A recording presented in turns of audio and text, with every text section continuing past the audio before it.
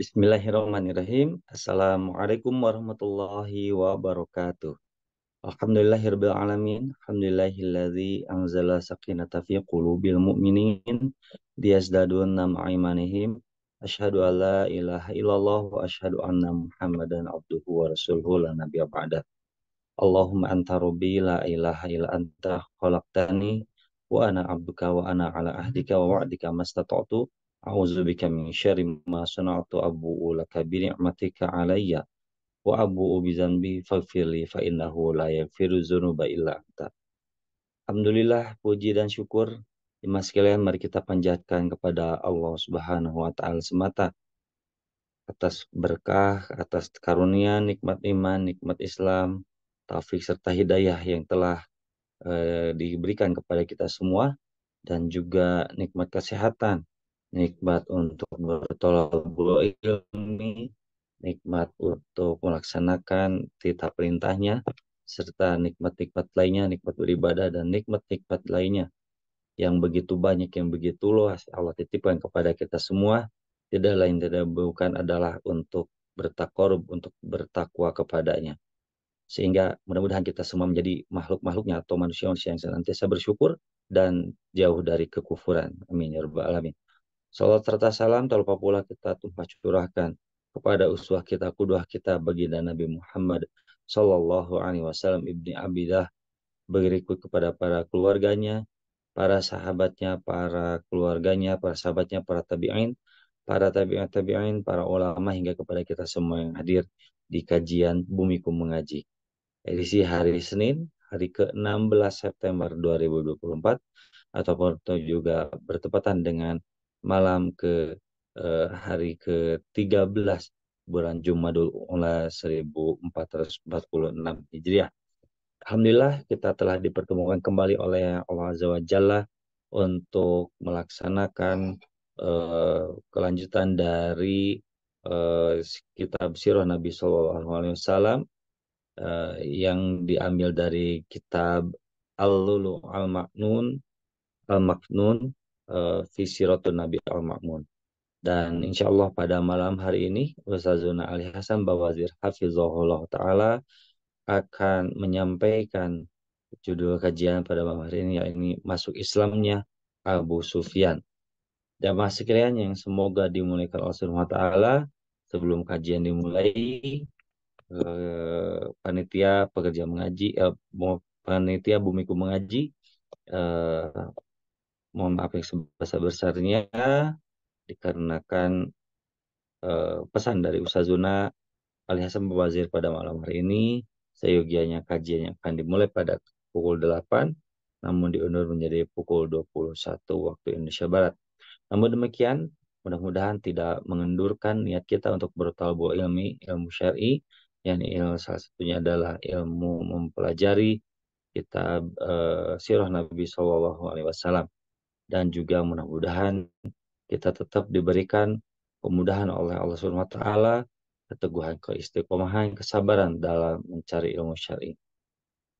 Alhamdulillah, Ustaz Ali Hasan Bawazir hafizahullah taala sudah hadir di tengah kita untuk menyampaikan kajian malam hari ini. Assalamualaikum Ustaz. Waalaikumsalam warahmatullahi wabarakatuh. Sehat Kang sih? Alhamdulillah sehat Ustaz. Seperti yang dingin Ustaz, pakai jaket. Bukan. Motor doang Kang sih. Supaya Oh, nggak kalau anak harus ganti-ganti dulu takutnya telatnya anak masuknya. oh iya, Masya Allah. Kirain udah musim hujan itu apa Masya di Allah. Malang atau Jadi di ngisi pengajian sambil Jakarta hujan-hujan gitu. Kang sih. Oh iya, betul betul. Alhamdulillah. Antum sehat Kang Lancar sih? saja. Oke. Alhamdulillah sehat Ustaz. Alhamdulillah semua keluarga, istri Masya semuanya Allah. alhamdulillah sehat, anak-anak semuanya sehat. Alhamdulillah. Alhamdulillah. Alhamdulillah. Baik, Antum kalau nyebut barakallah. istri semuanya kayaknya lebih dari satu istri antum Kang sih. Eh, maksudnya istri ya keluarga cuma istri, ibu gitu ya. Oh, Apa? Anak-anak gitu semuanya. Kalau begitu dalam ya. bahasa Sunda itu istri itu perempuan, Ustaz. Oh, begitu ya. Jadi ada istri ya, Mm-mm. zaujah gitu. Ada Nah, anak perempuan, kemudian ibu mertua itu juga istri kalau dalam oh bahasa gitu. Sunda, atau gendernya Oh gitu. gitu ya. Kalau pamajikan spesifik gitu Kang saya. Nah, itu spesifik. Pemajikan itu istri, betul. Alhamdulillah. Tapi Barakallahu fiik. barakallahu fiik, Ustaz. Kami persilahkan untuk mengefektifkan waktu yang ada. Untuk kita Baik. masuk ke dalam pembahasan masuk Islamnya Abu Sofyan. Tafadhol ya Ustazuna, barakallahu fiik. Wa fiikum barakallahu. Nah, bismillahirrahmanirrahim. Assalamualaikum warahmatullahi wabarakatuh. Innal hamdalillah nahmaduhu wa nasta'inuhu wa nastaghfiruh wa na'udzu billahi min shururi anfusina wa sayyiati a'malina. Man yahdihillahu fala mudilla lahu wa man yudlil fala hadiya lahu. Asyhadu an la ilaha illallah wahdahu la syarika lah wa asyhadu anna Muhammadan abduhu wa rasuluhu la nabiyya ba'dah. Allahumma salli wa sallim wa barik ala abdika wa nabiyyika Muhammad wa ala alihi wa sahbihi wa man ihtada bihadihi ila yaumil qiyamah. Qala Allah jalla wa ala, ya ayyuhalladzina amanu taqullaha haqqa tuqatih wa la tamutunna illa wa antum muslimun. Amma ba'd. Ikhwah fillah rahimani wa rahimakumullah. Alhamdulillah kita bersyukur kepada Allah Subhanahu wa taala atas segala limpahan nikmat yang Allah anugerahkan bagi kita. Alhamdulillah yang telah memuliakan kita dengan nikmat Islam. Walillahil hamdu wal minnah. Ikhwah fillah rahimani wa rahimakumullah. Nikmat yang sangat agung dan mulia yang mempertemukan kita pada malam hari ini. Yang subhanallah ikhwah fillah rahimani wa rahimakumullah. Andai kata setiap hembusan nafas kita mencoba mensyukuri nikmat Islam yang Allah anugerahkan kepada kita, kita belum bisa untuk memadai di dalam mensyukuri nikmat Islam. Andai kata kita beribadah kepada Allah Subhanahu wa taala sejak kita terlahir sampai kita wafat, dan kemudian Allah Subhanahu wa taala memasukkan kita ke dalam jannahnya, ke dalam surganya, mendapatkan ridhanya, kita belum sama sekali untuk menunaikan hak syukur kita kepada Allah Subhanahu wa taala. Nikmat Islam begitu agung, nikmat Islam begitu mulia yang kita rasakan saat ini dan nanti insyaallah kelak ketika Allah Subhanahu wa taala memasukkan kita ke dalam surganya. Insya Allah nikmat itu akan semakin kita rasakan. Nikmat yang kita bawa sampai ke kubur kita. Yang menyelamatkan kita insya Allah ketika kita ditanya oleh Munkar dan Nakir. Yang menyelamatkan kita insya Allah ketika nanti di Yaumul Mahsyar. Dan menyelamatkan kita insya Allah ketika ketika sedang dihisab. Ditimbang amal ibadah kita. Termasuk juga ketika kita melewati sirat nantinya. Allahul Musta'an. Wala hawla wala quwata illa billah. Ikhwah fillah rahimani wa rahimakumullah. Melanjutkan kajian sirah Nabi kita Muhammad sallallahu alaihi wasallam di dalam peristiwa Fathu Makkah. Ketika Nabi sallallahu alaihi wasallam menyempurnakan melanjutkan perjalanannya menuju Makkah, ketika beliau sampai ke Nabiqul Uqab. Ya, Nabiqul Uqab itu antara Makkah dan Madinah. Beliau bertemu dengan Abu Sufyan ibnul Harith ibnu Abdul Muttalib. Nah, sini Anda perlu tegaskan sedikit bahwa yang panggilan kunyah Abu Sufyan ini yang populer itu dua. Ada Abu Sufyan ibnu Harb dan Abu Sufyan ibnul Harith. Abu Sufyan ibnu Harb adalah yang dominan menjadi panglima-panglima perang yang memimpin peperangan-peperangan orang-orang Quraisy melawan kaum muslimin. Namanya Abu Sufyan bin Harb. Ya, Abu Sufyan bin Harb. Adapun Abu Sufyan yang bertemu dengan Nabi Shallallahu Alaihi Wasallam di Nabiqul Uqab ini adalah Abu Sufyan ibnul Harith ibnu Abdul Muttalib. Ya, artinya dia cucunya Abdul Muttalib, sama seperti Nabi Muhammad Shallallahu Alaihi Wasallam. Dari sini kita tahu bahwa Abu Sufyan yang bertemu dengan Nabi SAW di sini adalah Abu Sufyan sepupu Rasulullah SAW, anak dari Al Harith. Al Harith ini adalah paman tertua Nabi Muhammad Sallallahu Alaihi Wasallam. Ya, paman tertua Nabi Muhammad Sallallahu Alaihi Wasallam itu Al Harith, yang merupakan dia adalah sepupu Nabi Sallallahu Alaihi Wasallam dan juga di samping itu adalah saudara sepersusuan Rasulullah Sallallahu Alaihi Wasallam. Ya, sama-sama disusui oleh Halimatus Sa'diyah. Dan di saat itu Abu Sufyan ibn Harith tidak sendirian. Dia bersama Abdullah ibnu Abi Umayyah ibnul Mughirah. Nah, ini ikhwah fillah. Pada kajian ini, insya Allah kita membahas masuk Islamnya Abu Sufyan ibnul Harith, sepupu Nabi Muhammad SAW. Yang insya Allah di perjalanan nantinya juga membawa kepada masuk Islamnya Abu Sufyan ibnul Harb. Ya, dua-duanya Abu Sufyan ini masuk Islam, tapi dengan dua kisah yang berbeda, karena memang dua manusia atau dua sosok yang berbeda. Saat itu Abu Sufyan ibnul Harith, sepupu Nabi Muhammad SAW ini, bersama Abdullah ibnu Abi Umayyah ibnul Mughirah. Abdullah ibnu Abi Umayyah ini yang ikut mentalkini, melarang Nabi SAW untuk mentalkini Abu Talib. Ya, ketika Nabi SAW mentalkini Abu Talib, ada dua orang. Pertama Abu Jahal, yang kedua adalah Abdullah ibnu Abi Umayyah. Ya, Abu Jahal mati dalam keadaan kafir, tapi Abdullah ibnu Abi Umayyah yang saat itu hadir, yang berkata kepada Nabi Muhammad, berkata kepada Abu Talib, wahai Abu Talib, apakah engkau membenci agamanya Abdul Muttalib? Ya, ini adalah Abdullah ibnu Abi Umayyah ibnul Mughirah, yang juga sepupu Nabi Muhammad Sallallahu Alaihi Wasallam. Ya, artinya beliau ini Abdullah ibnu Abi Umayyah ini juga keponakan dari Abu Talib, sama seperti Nabi Muhammad Sallallahu Alaihi Wasallam. Namun dia keponakan dari ibunya, ya, karena ibunya Abdullah ibnu Abi Umayyah namanya Atikah binti Abdul Muttalib. Atikah ini saudara kandungnya Abu Talib. Di situ antum paham kenapa Abdullah ibnu Abi Umayyah hadir di ketika menjelang wafatnya Abu Talib, karena dia adalah keponakan, sama seperti status Nabi kita Muhammad Sallallahu Alaihi Wasallam. Ya, juga keponakan. Dia ada di situ. Nabi SAW mentalkini, namun Abu Jahal dan Abdullah bin Abi Umayyah menghalangi, ya, menghalangi Abu Talib untuk mengucapkan kalimat La ilaha illallah. Dan di satu sisi, beliau juga, Abdullah bin Abi Umayyah ini adalah saudara kandungnya Ummu Salamah, istri Nabi Muhammad SAW. Jadi di samping sepupu Nabi Muhammad SAW, beliau adalah iparnya Rasulullah SAW. Antum harus paham, ikhwafillah, bahwa Quraisy secara keseluruhan mereka bersaudara satu dengan yang lainnya. Mereka bersaudara satu dengan yang lainnya. Memang tidak seluruh Quraisy itu Bani Hashim, tapi bani-bani yang lainnya, ya Bani Makhzum, Bani Adi, Bani Taim, bani-bani ini semuanya masuk di dalam ruang lingkup Quraisy. Nah, kalau dimaksud dengan Ahlul Bait, sekarang sering gaduh ya, perdebatan tentang Ahlul Bait Nabi Muhammad SAW, ini masuk, itu tidak masuk, dan seterusnya. Ini semuanya, ya, antum harus pahami bahwa semua Bani Hashim adalah keturunan, adalah keluarga Rasulullah SAW. Ya, tidak semua Quraisy keluarga Rasulullah SAW. Tapi kalau seseorang dikatakan dia Bani Hashim, ya, pasti dia keluarga Nabi Muhammad Sallallahu Alaihi Wasallam. Jadi ini juga mengcounter, ya, asumsi salah dari sebagian Habib, ya, yang mereka mengatakan bahwa ketika mereka mengakui keturunan fulan, ini juga Bani Hashim, tapi bukan keluarga Nabi Muhammad. Itu adalah statement yang batil, yang salah.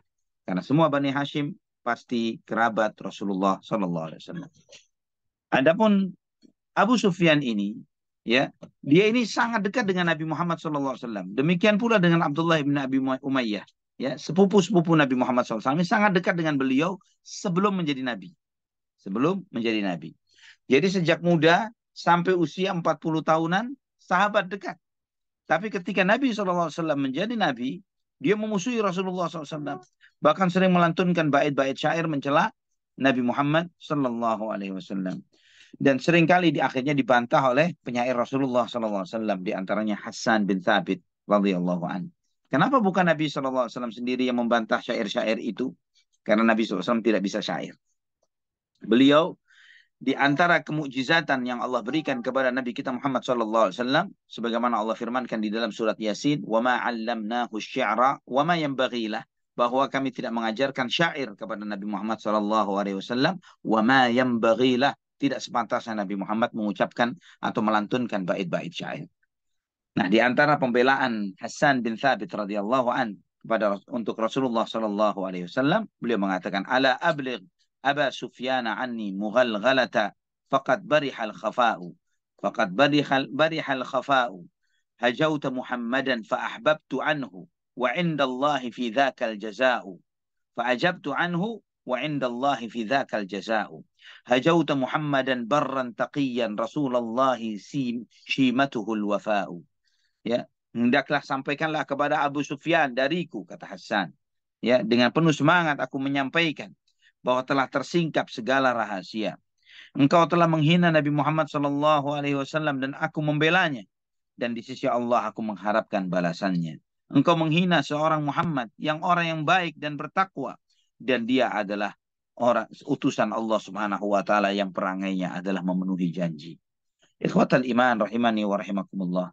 Sebagaimana Abu Sufyan Ibnul Harith Ibnu Abdul Muttalib, sepupu Nabi Muhammad SAW ini, Abdullah Ibnu Abi Umayyah juga seperti itu. Dia setelah Nabi SAW menjadi Nabi, beliau memusuhi Rasulullah SAW dengan sangat luar biasa. Maka ketika bertemu dengan dua orang sepupunya ini, Nabi berpaling. Nabi tidak melihat, ya, tidak melihat kepada mereka. Dan karena Nabi sangat masih sebagai seorang manusia, beliau SAW manusia dengan segala sifat kemanusiaannya, dengan segala sifat kemanusiaannya, dengan segala kemuliaan yang Allah berikan kepada beliau sebagai utusan Allah, beliau manusia. Beliau dibatasi dengan kemanusiaan yang telah Allah Subhanahu wa taala memang sematkan kepada diri beliau sallallahu alaihi wasallam. Maka di antara kesalnya Nabi sallallahu alaihi wasallam terhadap kedua sepupunya ini, beliau sallallahu alaihi wasallam berpaling. Maka mereka pun berusaha untuk menemui Nabi sallallahu alaihi wasallam namun tidak diterima. Kemudian Ummu Salamah radhiyallahu anha, ya, saudara dari Abdullah bin Abi Umayyah, berkata, "Ya Rasulullah, la yakun ibnu ammik wa ibnu ammatik ashqan nasibik." Jangan sampai sepupumu, anak pamanmu, anak amatimu, orang yang paling sial terhadapmu ya Rasulullah, dia tidak mendapatkan kebaikanmu. Kemudian Nabi sallallahu alaihi wasallam menjawab, "La hajata li bihima, amma ibnu ammi fahataka 'irdi, wa amma ibnu ammati fasihri, fa huwa alladhi qala li bi Makkah ma qala." Aku tidak perlu dengan dua orang itu. Adapun ibnu ammi, ya, sepupuku yang dari pamanku ini, dia yang sering menghina aku. Dan sepupuku dari bibiku ini, yang juga iparku ini, dia yang mengucapkan banyak perkataan buruk tentangku di kota Mekkah. Nah, ketika mereka dengar berita bahwa ucapan Ummu Salamah pun tidak digubris oleh Nabi Shallallahu Alaihi Wasallam, maka kemudian Abu Sufyan Ibnul Harith ini berkata kepada anaknya Ja'far, yang masih kecil, yang digandeng oleh dia, "Wallahi la ya'dhananna li aw la akhudhanna bihi biyadi ibni hadha, thumma lanadhhabanna fil ardi hatta namuta 'atshan aw ju'a." Demi Allah, kata Abu Sufyan Ibnul Harith, sepupu Rasulullah SAW ini, beliau mau terima kami, atau saya akan tuntun anakku ini kemana kami pergi sampai kami mati kelaparan dan kehausan. Nah, dengan ucapan itu, lelehlah hati Nabi kita Muhammad SAW. Beliau mengasihaninya. Dan kemudian Nabi SAW akhirnya pun mengizinkan keduanya untuk bertemu Nabi Muhammad SAW. Sebelum kedua orang ini bertemu, mereka bertemu Nabi SAW. Mereka ketemu dengan Ali bin Abi Thalib. Ini sepupuan semua. Sepupuan Ali bin Abi Thalib, Rasulullah SAW, Abu Sufyan ibn al-Harith, Abdullah ibn al-Mughirah, ibn Abi Umayyah, Abdullah ibn Abi Umayyah. 4 orang ini sepupuan. Karena Nabi Muhammad SAW, Sayyidul Anbiya wal Mursalin. Ali bin Abi Thalib memberikan saran kepada sepupunya ini, kepada Abu Sufyan ibn al-Harith. "I'ti Rasulullah SAW min qibali wajhi." Temui Rasulullah SAW dari hadapan wajahnya. "Wa qul lahu ma qala ikhwatu Yusuf li Yusuf alaihi salam." Sampaikan kepada beliau sallallahu alaihi wasallam seperti ucapannya saudara-saudara Nabi Yusuf kepada Nabi Yusuf alaihi salam. Yaitu sebagaimana yang Allah firmankan di surat Yusuf ayat 91, "Qalu tallahi laqad atharakallahu alaina wa in kunna lakhatiin."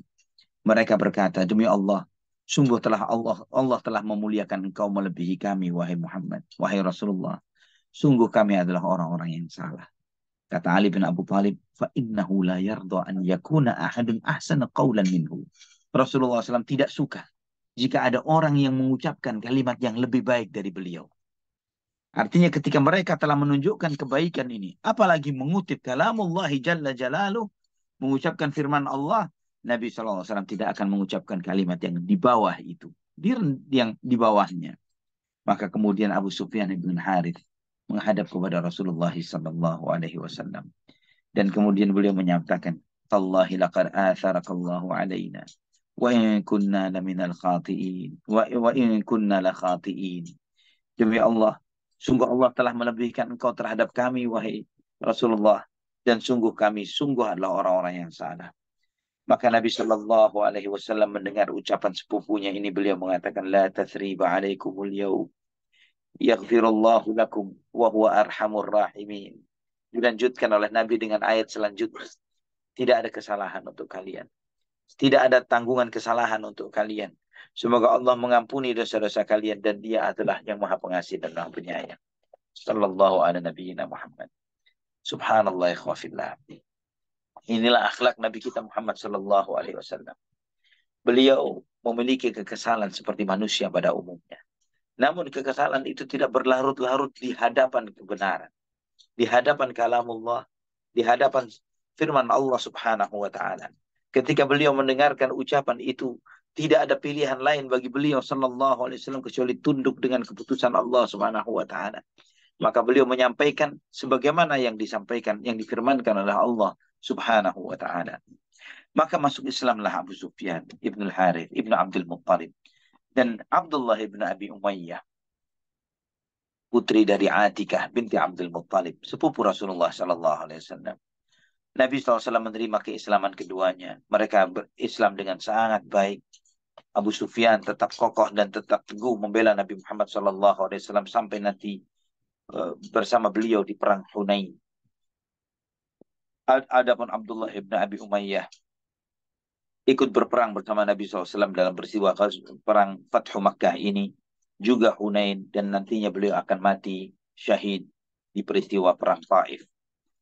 Ikhwafillah, kita mengingat bahwa peristiwa ini, Fathu Makkah ini di bulan Ramadan. Di bulan Ramadan. Antum harus ingat bahwa kejadian itu di bulan Ramadan.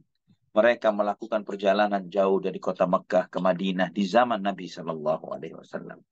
Telah disampaikan pada pertemuan sebelumnya bahwa Nabi Shallallahu Alaihi Wasallam menempuh perjalanan ini selama 9 hari. 9 hari. Subhanallah. Nabi SAW melanjutkan perjalanan itu dan beliau sedang puasa. Demikian pula para sahabat. Dan seringkali karena panasnya terik pada saat itu, antum saja, kita saja ketika melaksanakan ibadah umrah, ya, atau haji, dengan kereta cepat pun, ketika kita menunggu di stasiun, ketika apalagi yang naik, termasuk yang naik bis misalnya, ketika kita berhenti di rest area, antum merasakan panas terik, panasnya padang pasir di sekitaran Makkah Madinah, yang itu cukup menghauskan dan cukup melelahkan. Bagaimana perjalanan 9 hari di atas onta? Allahu Akbar. Itu yang dihadapi oleh Nabi kita Muhammad sallallahu alaihi wasallam dan para sahabatnya radhiyallahu anhum ajma'in. Ikhwafillah rahimani wa rahimakumullah. Maka karena saking panasnya itu, seringkali Nabi sallallahu alaihi wasallam menuangkan air ke atas kepala beliau dan juga membasahi wajah beliau karena kehausan. Sebagaimana Imam Bukhari dan Muslim meriwayatkan dari Abdullah bin Abbas radhiyallahu anhuma, beliau menyampaikan bahwa Nabi Shallallahu Alaihi Wasallam keluar di bulan Ramadan dari kota Madinah dan bersama 10.000 sahabat, dan itu kurang lebih 8 tahun setengah sejak kedatangan beliau Shallallahu Alaihi Wasallam ke kota Madinah. Beliau bersama umat Islam menuju kota Mekah. Beliau puasa, para sahabat pun berpuasa sampai mereka sampai ke Kadid, ya, salah satu tempat yang disebut dengan Kadid atau juga disebut dengan Qudaid, ya, ada satu mata air, ya, di Usfan. Di saat itulah Nabi SAW berbuka puasa, membatalkan puasanya, dan para sahabat pun membatalkan puasanya juga. Sebagaimana Imam Malik juga meriwayatkan dengan sanad yang sahih dari Abu Bakar ibn Abdurrahman, ya, dari salah seorang sahabat Nabi Shallallahu Alaihi Wasallam, beliau mengatakan, saya melihat Nabi Shallallahu Alaihi Wasallam di Al-Arj. Beliau menuangkan air ke atas kepala beliau karena kehausan, karena panas. Kemudian disampaikan kepada beliau, ya Rasulullah, inna ta'ifatan minan nasi qad samu hina sumta. Ya Rasulullah, sebagian orang puasa sebagaimana engkau berpuasa ya Rasulullah. Maka ketika sampai di Kadid tadi, Nabi SAW meminta tempat air dan beliau pun minum.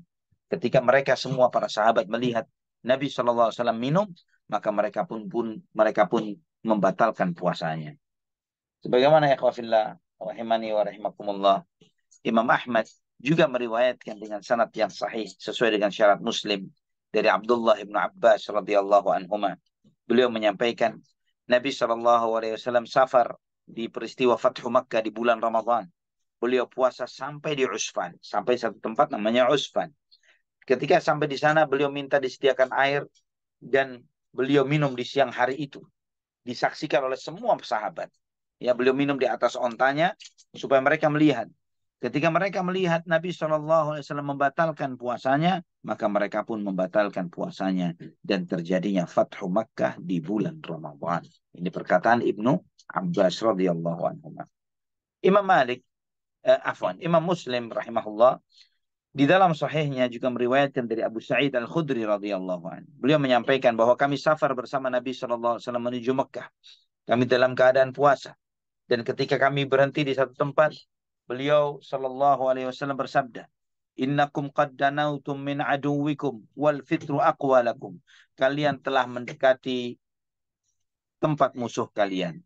Dan berbuka puasa dan tidak puasa lebih menguatkan kalian. Artinya di sini Nabi Shallallahu Alaihi Wasallam memberikan izin untuk tidak puasa karena safar. Maka dari situ kata Abu Sa'id Al-Khudri radhiyallahu an, "Faminna man shama wa minna man aftara." Maka di antara kami ada yang puasa, di antara kami yang tidak puasa. Ketika sampai kita melanjutkan perjalanannya, sudah semakin mendekati kota Mekah, Nabi Shallallahu Alaihi Wasallam bersabda, "Innakum musabbihu aduwakum wal fitru aqwa lakum fa'aftiru." Sesungguhnya besok kalian akan masuk ke kota Mekah. Akan masuk ke negeri musuh kalian. Dan tidak puasa akan lebih menguatkan kalian. Maka batalkan puasa kalian. Nah, disitulah sebagai keharusan dari Nabi SAW bagi seluruh pasukan untuk tidak puasa. Ikhwatal iman rahimani wa rahimakumullah. Riwayat yang serupa juga disampaikan oleh Abu Sa'id Al-Khudri ya dalam Musnad Imam Ahmad, ya, itu menunjukkan bahwa Nabi Shallallahu Alaihi Wasallam pertama memberikan rukhsah dan kemudian yang kedua memerintahkan untuk membatalkan puasa ketika sudah mendekati kota Mekah. Nah, pada saat itu ikhwatal iman, para sahabat di Murrid Dhahran, ya, satu tempat yang dekat dengan kota Mekah. Dan di saat itu mereka melihat ya di pegunungan sekitar Mekah itu banyak pohon yang disebut dengan pohon al-arak. Al-arak. Pohon al-arak itu pohon siwak. Ya, pohon siwak. Nama pohonnya dalam bahasa Arab al-arak. Seperti antum menyebut pohon kurma, buah kurma, apa dalam bahasa Arab? At-tamr. Ya, tamar bahasa Arabnya adalah kurma. Bahasa Arabnya kurma. Nah, pohonnya apa namanya? An-nakhl. Ya, pohonnya namanya an-nakhl, pohon kurma. Nah, al-arak ini pohonnya ketika menjadi pohon namanya al-arak. Ketika sudah dipotong-potong batangnya itu namanya siwak, ya, kayu siwak. Nah, pohon siwak ini supaya mudah bagi antum untuk membayangkannya, pohon siwak ini ada buahnya, ya. Ada buahnya disebut dengan kabath. Ya, disebut dengan kabath, buahnya pohon siwak.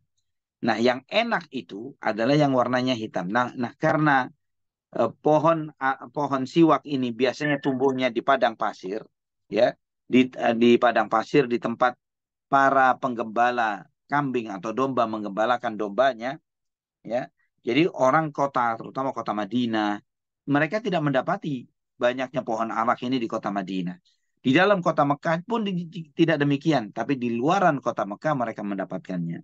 Nah, ketika para sahabat memetik ya bunga ini, ya buah itu, buah kabath ini, Nabi SAW menyampaikan, "Alaikum bil aswad minhu fa innahu atyabuhu." Pilihlah yang warna hitam-hitam, kata Nabi. Karena yang hitam itu yang paling enak, kata Rasulullah SAW. Para sahabat heran, kok tahu Nabi Muhammad SAW? Karena yang paling tahu untuk tanaman yang biasanya adanya di tempat penggembalaan kambing, ya pasti penggembala. Maka para sahabat pun bertanya, "Akunta tara'al ghanam ya Rasulullah? Apakah engkau pernah menggembalakan kambing ya Rasulullah? Kok tahu bahwa yang enak itu yang hitam?" Ya, sama seperti kita ikhwatal iman rahimani wa rahimakumullah. Sebagian kita misalnya yang tinggalnya di kota, Ya, kita tidak bisa membedakan antara orang yang tinggal di kota secara umum ya, apalagi anak-anak Gen Z, Gen Alpha ini. Ya, kalau itu di sana itu ada pohon jambu, belok kiri nanti ada pohon rambutan, nanti terus lagi sedikit ada pohon nangka, itu blank mereka. Mana jambu, mana rambutan, mana nangka. Ya, mereka tidak bisa membedakan antara satu pohon dari pohon yang lainnya. Ya, ini kenyataan dari sebagian masyarakat kita yang sudah hidup di perkotaan. Nah, kemudian Nabi SAW menjawab, "Na'am, wahal min nabiyyin illa waqad ra'aha." Benar kata Nabi SAW. Bukankah setiap nabi juga mengembalakan kambing? Kata beliau begitu. Nah, di saat itu mereka melihat Abdullah bin Mas'ud. Abdullah bin Mas'ud itu ketika beliau membungkukkan badannya, otomatis betisnya terlihat, ya, betisnya terlihat. Dan betisnya Abdullah bin Mas'ud itu krempeng, ya, betisnya itu kecil banget, ya, kurus kecil gitu betisnya. Sehingga ketika sebagian sahabat melihat betisnya Ibnu Mas'ud yang kecil itu, mereka mentertawakan Ibnu Mas'ud. Ya, mereka tertawa melihat betis kecilnya Ibnu Mas'ud. Nabi SAW bertanya, "Mimma tadhakun?" Kalian mentertawakan apa? Ya Nabi Allah, min diqqati saqaihi. Karena betisnya yang kecil ya Rasulullah. Ya. Dan Ibnu Mas'ud ini sangat care dengan Rasulullah SAW. Setiap beliau mendapatkan yang paling enak dari bunga dari buah kabat ini tadi, langsung dipindahkan ke tangan Nabi, diserahkan ke tangan ini Rasulullah untuk engkau, ini Rasulullah SAW tahu, dan seterusnya. Selalu begitu. Ketika sebagian para sahabat mengatakan bahwa betisnya Ibnu Mas'ud ini krempeng, maka Nabi SAW pun bersabda, "Walladzi nafsi biyadihi lahuma athqalu fil mizani min Uhud." Demi Allah yang jiwaku berada di tangannya, sungguh kedua betis itu nanti pada yaumul qiyamah lebih berat daripada gunung Uhud. Radhiyallahu an Ibnu Mas'ud, radhiyallahu an Ibnu Mas'ud. Abu Abdurrahman Abdullah bin Mas'ud yang kata Nabi SAW nanti pada yaumul qiyamah beliau akan membawa benderanya para ulama, memimpin ulamanya kaum muslimin untuk masuk ke dalam surga, dan pemimpinnya adalah Abdullah ibnu Mas'ud radhiyallahu anhu. Ikhwatal iman rahimani wa rahimakumullah. Ketika di Murid Dhahran itu mereka berdiam, Isya ini sudah sangat dekat dengan kota Mekah. Yang mereka besok akan masuk kota Mekah. Nabi SAW memerintahkan semua menyalakan api, ya, untuk menyalakan api. Maka mereka pun menyalakan api, jadi semacam api apa namanya, semacam api unggun begitu ya. Masing-masing menyalakan apinya untuk penerangan mereka. Dan itu sebagai sebuah pemandangan yang luar biasa, ya. Bagaimana api-api yang menyala ini begitu banyaknya dari 10.000 pasukan, ya. Dan Nabi SAW memerintahkan Umar bin Al-Khattab sebagai penjagaan, ya, sebagai pemimpin penjagaan pada malam itu. Ketika Nabi SAW sampai di Juhfah inilah, beliau bertemu dengan Abbas bin Abdul Muttalib radhiyallahu anhu, paman beliau, yang hijrah bersama keluarganya, ya, keluarga bersama istri dan keluarganya semuanya ingin menuju ke kota Madinah, ya. Beliau tidak tahu sama sekali. Abbas radhiyallahu anhu tidak tahu sama sekali dengan pergerakannya kaum muslimin dengan 10.000 pasukan ini tadi. Maka ketika bertemu dengan rombongan Rasulullah SAW, beliau pun gembira. Dan beliau menemui Nabi Muhammad SAW. Nabi SAW pun bergembira dengan kedatangan pamannya ini, Abbas bin Abdul Muttalib. Dan beliau adalah orang terakhir yang hijrah dari kota Makkah menuju Madinah. Karena setelah itu terjadi peristiwa Fathu Makkah. Dan Nabi SAW menyampaikan, la hijrata ba'dal fathi. Tidak ada hijrah setelah Fathu Makkah. Ikhwatal iman rahimani wa rahimakumullah. Ini menunjukkan kepada kita bahwa Abbas bin Abdul Muttalib, paman Nabi SAW, beliau masuk Islam sebelum itu. Bismillah. Beliau masuk Islam jauh sebelum itu. Namun mengenai tepatnya kapan beliau masuk Islam, terjadi ikhtilaf di antara para penulis sirah, ya, bahwa itu menunjukkan bahwa memang beliau masuk Islam. Ada yang mengatakan bahwa beliau masuk Islam itu sebelum peristiwa Badar, tapi itu dikritisi oleh para ulama yang lainnya. Jika benar beliau masuk Islam sebelum peristiwa perang Badar, kenyataannya Abbas termasuk menjadi tawanan dalam peristiwa perang Badar, ya. Jadi artinya tidak mungkin pada saat itu. Namun pendapat yang dominan adalah yang menyebutkan bahwa beliau masuk Islam sebelum peristiwa Khaybar. Ya, sebelum peristiwa Khaybar. Sebagaimana dalam riwayat hadis Anas, ya, dalam kisahnya Al-Hajjaj ibnu Ilad. Ikhwatal iman rahimani wa rahimakumullah. Kemudian Nabi Shallallahu Alaihi Wasallam yang mengumpulkan paman beliau dan anak-anaknya dan kemudian mendoakan mereka. Sebagaimana Imam Ahmad meriwayatkan di dalam Fudhailus Sahabah dengan sanad yang hasan dari Ibnu Abbas radhiyallahu anhuma, Rasulullah SAW mendoakan Al-Abbas, paman beliau, dan kemudian beliau bersabda, "Idza kana ghadatal itsnaini fa'tini anta wa waladak." Ya, jika besok pagi, kata Nabi SAW, besok datanglah engkau dan anak-anakmu, bawa kemari, kata Nabi SAW. Maka besok paginya datanglah Abbas radhiyallahu an dengan anak-anaknya. Maka kemudian Nabi SAW memakaikan kepada mereka jubah beliau. Yang memakaikan kepada mereka jubah beliau. Setelah itu beliau SAW berdoa, Allahumma ighfir lil Abbas wali waladihi maghfiratan zahiratan batinatan la tughadiru dhanba. Allahumma akhlufhu fi waladih. Ya Allah, ampunilah Abbas dan anaknya dengan ampunan yang nyata. Ampunan untuk dosa-dosanya yang zahiratan wa batinah, yang terlihat maupun yang tersembunyi, yang tidak menyisakan dosa sedikit pun. Ya Allah, langgengkanlah keturunannya. Ini di antara doanya Rasulullah sallallahu alaihi wasallam kepada Abbas bin Abdul Muttalib radhiyallahu anhu. Nah, ikhwatal iman rahimani wa rahimakumullah. Allah Subhanahu wa taala, sebagaimana kita mengetahui di antara doa Nabi sallallahu alaihi wasallam sebelum merencanakan perjalanan Fathu Makkah ini, Allah Subhanahu wa taala mengabulkan doa beliau untuk menutup mata orang Quraisy dari pergerakan pasukan Rasulullah sallallahu alaihi wasallam ini. Tidak ada seorang pun yang tahu. Sehingga orang Quraisy pun tidak tahu tentang hal ini. Mereka sama sekali tertutup matanya dari perjalanan rombongan pasukan ini. Sehingga akhirnya ada beberapa orang yang diminta untuk mencari informasi, ya, mencari berita. Di antaranya adalah Abu Sufyan bin Harb. Nah, ini lain dengan Abu Sufyan yang tadi disampaikan. Tadi Abu Sufyan ibnu Al-Harith ibnu Abdul Muttalib. Adapun ini adalah Abu Sufyan bin Harb. Dan juga di antaranya itu Abu Sufyan bin Harb dan beberapa orang untuk mencari informasi tentang pergerakan kaum muslimin. Dan juga ada tujuan lain.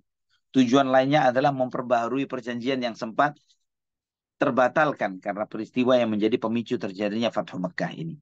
Ya, untuk minta perpanjangan perjanjian, memperbaiki perjanjian dengan Nabi Muhammad SAW. Maka Abu Sufyan keluar bersama Hakim bin Hizam dan Budail ibnu Warqa. Ya, mereka ingin menemui Nabi Muhammad SAW. Nabi SAW di malam sebelum memasuki kota Mekah, besoknya masuk kota Mekah, beliau menyampaikan, Inna bi Makkata la arba'ata nafarin min Quraisyin arba'u bihim 'anil syirk wa arghabu lahum fil Islam. Sesungguhnya di kota Mekah ada 4 orang, kata Nabi SAW, yang mereka ini adalah orang yang lebih jauh dari kesyirikan dan lebih bisa diharapkan untuk masuk Islam. Para sahabat bertanya, siapa ya Rasulullah 4 orang itu? Kata Nabi SAW, Attab ibnu Asid, wa Jubair bin Mut'im, wa Hakim bin Hizam, wa Suhail bin Amr. Ya, yaitu Attab bin Asid, Jubair bin Mut'im, Hakim bin Hizam, dan Suhail bin Amr. Subhanallah. Dan 3 orang ini, yaitu Abu Sufyan, Hakim, ya, mereka melihat rombongan pasukan Nabi SAW, Hakim bin Hizam, Abu Sufyan, dan Budail, mereka melihat rombongan yang luar biasa. Ketika mereka sampai di Murid Zuhran, tempat berhentinya kaum muslimin dengan para sahabat, dan mereka melihat dinyalakannya api yang begitu banyaknya, Abu Sufyan heran. Ma ra'aitu kallaila niranan qattu wala askar. Saya tidak pernah melihat jumlah api sebanyak ini dan tentara sebesar ini. Maka Budail bin Warqa mencoba menenangkan hatinya. Dia mengatakan begini, hadhihi wallahi Khuza'ah amasyad hal harb. Ini pasti suku Khuza'ah yang mereka ingin berperang. Ya, ingin menenangkan hatinya si Budail ini. Tapi Abu Sufyan mengatakan, Khuza'ah adhallu wa aqallu min an yakuna hadhihi niranuha wa askaruha. Kata Abu Sufyan, suku Khuza'ah lebih sedikit jumlahnya. Lebih minim tentaranya dibandingkan jumlah yang sebesar ini. Pasti bukan Khuza'ah. Nah, di saat itu, ikhwatal iman, Abbas, sebagaimana antum ketahui, beliau ingin hijrah, bertemu dengan Nabi SAW di sana. Ya, bertemu di tempat di mana Nabi SAW istirahat di situ, di Murid Zahran. Nah, melihat jumlah pasukan yang banyak ini, Abbas ingin memberikan peringatan kepada orang-orang Quraisy agar mereka bertaubat, agar mereka menyerahkan diri. Maka Abbas pun balik sendiri. Nah, ketika terdengar diskusi antara Abu Sufyan dan Hakim dan yang lain sebagainya ini, Abbas mendengar ini pasti suaranya Abu Sufyan. Maka dia pun memanggil Abu Sufyan, "Ya Aba Hanzalah, wahai Abu Hanzalah." Abu Sufyan dengar, ini suaranya Abbas bin Abdul Muttalib. "Ya Abul Fadl, ma wara'ak, wahai Abul Fadl. Kamu mau berita apa?" Maka Abbas mengatakan, "Waihak ya Aba Sufyan. Hadza Rasulullah sallallahu alaihi wasallam fi nas wa sabah Quraisy wallahi." Kata Abbas bin Abdul Muttalib, "Wahai Abu Sufyan, ini Rasulullah SAW dengan pasukannya yang sebesar ini. Dan besok pagi mereka akan masuk ke kota Mekah untuk menyerbu Quraisy. Demi Allah, demi Allah. Besok adalah perhitungan berat untuk Quraisy." Kemudian Abu Sufyan mengatakan, "Faman hila? Saya bisa apa? Apa yang bisa saya lakukan untuk menghadapi Rasulullah SAW, menghadapi Muhammad dan sebagainya?" Kemudian kata Abbas, "Wallahi, la in dhafara bika la yadribanna unuqak." Demi Allah, kalau engkau didapati, engkau besok tertangkap, pasti kamu akan dipenggal kepalamu. Kamu yang pertama bakal dihukum mati. Farkab fi ajuzi hadhihi al-baghla. Baghlati Rasulullah SAW hatta ati bika. Hatta ati bika Rasulullah SAW wasta'minhu lak. Wa fa'asta'minuhu lak. Kata Abbas, beliau mengatakan begini, "Saya tahu besok kamu akan dibunuh, akan dihukum mati oleh Nabi Muhammad SAW dan para sahabatnya. Namun saat ini aku sedang menunggangi bagalnya Nabi Muhammad." Ya, beliau menunggangi bagalnya Rasulullah SAW. Jadi bagal itu uh, uh, adalah peranakan antara kuda dan keledai. Ya, saya sedang menunggangi bagalnya Rasulullah SAW. Biar kamu naik di atas bagalku ini, kita menemui Nabi Muhammad SAW dan aku akan menjamin keamanan untukmu. Maka Abu Sufyan pun duduk di belakang Abbas, menaiki bagalnya Rasulullah SAW. Adapun dua temannya, yaitu Hakim bin Hizam dan Budail bin Warqa, balik pulang ke kota Mekah. Maka Abbas pun memasuki rombongan pasukan 10.000 orang itu. Tapi di malam hari ini kejadiannya, kan mereka menyalakan api semuanya. Setiap saya melewati api dari api-apinya kaum muslimin ini, mereka bertanya, "Man hadza?" Siapa ini? Dan ketika mereka melihat yang lewat adalah bagalnya Rasulullah SAW, maka mereka mengatakan, "Oh, ini paman Nabi Muhammad SAW, paman Rasulullah. Silakan lewat, silakan lewat." Sampai mereka melewati tendanya, tempat penjagaannya Umar bin Khattab radhiyallahu anhu. Ketika Umar melihat bagalnya Nabi Muhammad SAW datang dan ada penunggang di atasnya, maka ditanyalah oleh Umar, "Siapa itu?" Maka Umar berdiri dan menghampiri bagal tersebut. Karena dia diamanati untuk menjaga Nabi Muhammad SAW. Ketika dia melihat bahwa yang dibonceng oleh Abbas bin Abdul Muttalib adalah Abu Sufyan, maka Umar pun dengan teriak mengatakan, "Abu Sufyan, aduwullah, alhamdulillahilladzi amkana minka bighairi aqdin wala ahd." Abu Sufyan, musuh Allah, segala puji bagi Allah yang telah memposisikanmu di tempat ini tanpa komitmen dan janji sedikit pun. Ya.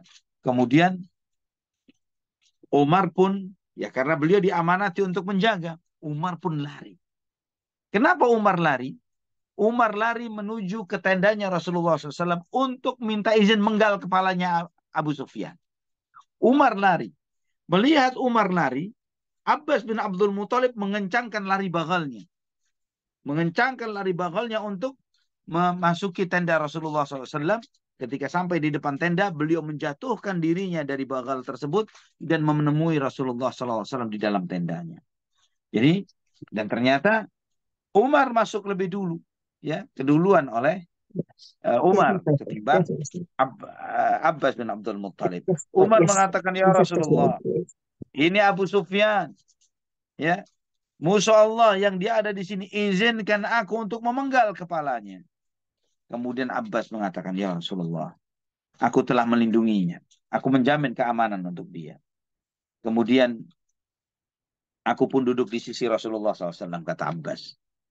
Dan ketika Umar maksa diri, maksa untuk ingin membunuh Abu Sufyan, maka kata Abbas bin Abdul, mahlan ya Umar, wallahi law kana min rijali bani Adi bin Ka'ab ma qulta hadha, walakinnaka qad arafta annahu min rijali bani Abdi Manaf. Tenangkan dirimu wahai Umar. Andai kata orang ini, Abu Sufyan itu dari orang-orangnya Bani Adi bin Ka'ab, keluarganya Umar, kamu tidak akan bersikap seperti ini. Kamu tahu dia dari Bani Abdi Manaf, maka kamu berani bersikap seperti ini.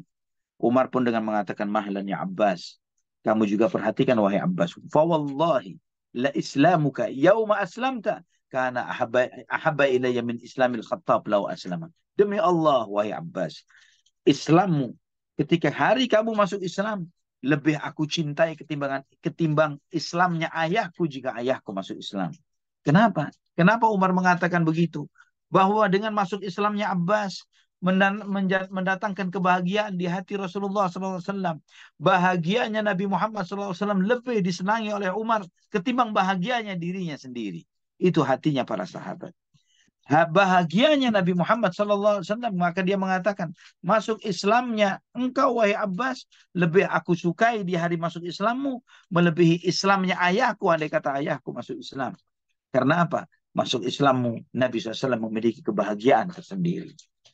Kemudian Nabi SAW pun bersabda, idhab bihi ya Abbas ila rahlik fa idza asbahta fa'tini bihi. Bawa pergi Abu Sufyan, biarlah dia tinggal di tendamu, wahai Abbas. Besok pagi datanglah kalian berdua. Maka besok paginya aku pun menemui Rasulullah SAW dengan Abu Sufyan. Kemudian ketika Rasulullah SAW melihat Abu Sufyan, Rasulullah SAW bersabda kepada Abu Sufyan, waihaka ya Abu Sufyan, alam ya'ni laka an ta'lam annahu la ilaha illallah. Celaka sekali wahai engkau wahai Abu Sufyan. Apa belum waktunya bagi dirimu? Belum tiba waktunya bagi dirimu untuk menyadari bahwa tidak ada yang berhak disembah kecuali Allah. Kemudian Abu Sufyan mengatakan, bi abi anta wa ummi. Aku tebus engkau dengan ayah ibuku. Ma ahlamaka wa akramaka wa awsalak. Betapa lembutnya engkau, betapa mulianya engkau. Betapa baiknya engkau terhadap kerabat. Wallahi laqad dhanantu an law kana ma'allahi ilahun ghairuhu laqad aghna anni syai'an ba'd. Demi Allah, andai kata aku tahu ada Tuhan lain selain Allah Subhanahu wa taala, pasti dia akan menolongku saat ini. Ya, namun dia tahu bahwa tidak ada yang berhak disembah kecuali Allah Subhanahu wa taala. Kemudian Nabi sallallahu alaihi wasallam berkata lagi kepada Abu Sufyan, "Waihaka ya Abu Sufyan, alam ya'ni laka an ta'lam anni Rasulullah?" Celaka engkau wahai Abu Sufyan. Apa belum tiba waktunya bagimu untuk menyadari bahwa aku adalah utusan Allah? Maka kemudian Abu Sufyan mengatakan, bi abi anta wa ummi. Ma ahlamaka wa akramaka wa awsalak. Aku tebus engkau dengan ayah dan ibuku. Betapa sabarnya engkau, betapa mulianya engkau, betapa baiknya engkau terhadap kerabat. Amma hadhihi fa inna fin nafsi minha hatta al-ana syai'an.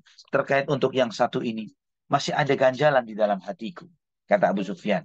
Artinya dia mau mengakui la ilaha illallah, tapi dia tidak mau mengakui Muhammadur Rasulullah pada saat itu. Kemudian Abbas mengatakan, waihak aslim washhad an la ilaha illallah wa anna Muhammad Rasulullah qabla an tudrab unuquk.